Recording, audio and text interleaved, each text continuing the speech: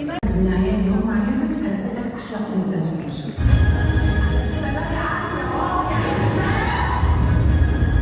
مش هتحكم أنا شايفاك لازم تبقى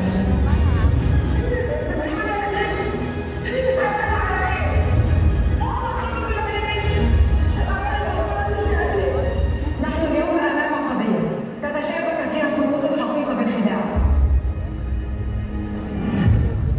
الفنانة إيمان العاصي جائزة أفضل ممثلة دراما لعام 2024 عن مسلسل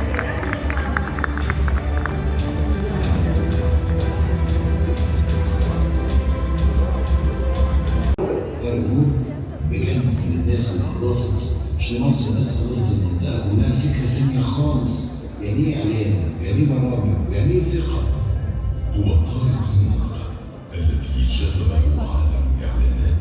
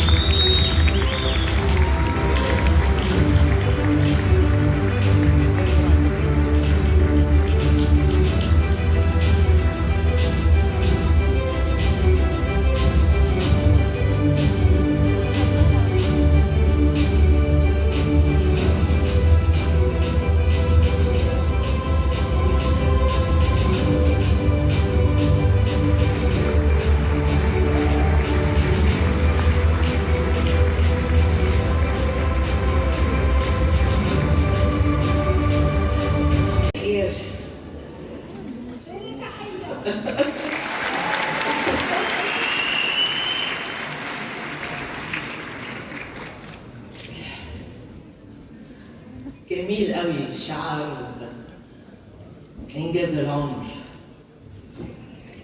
أسعدني جدا جدا جدا هذا الشعار.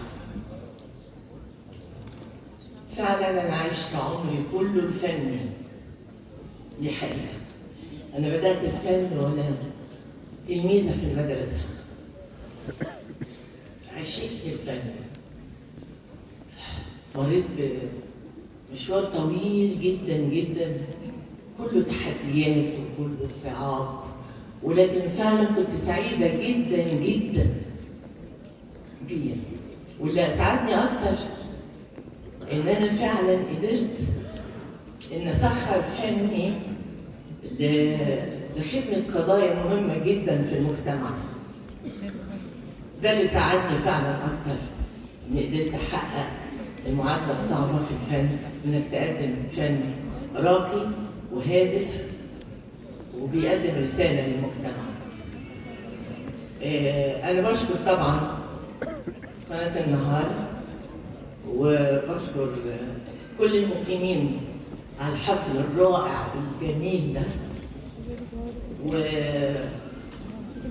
وبشكر جمهوري الحبيب اللي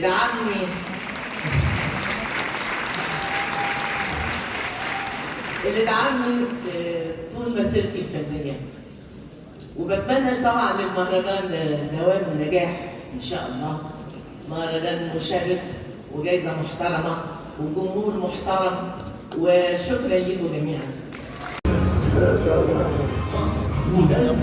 على العدد تشرب سفيرة منطقة صلاح رشدي.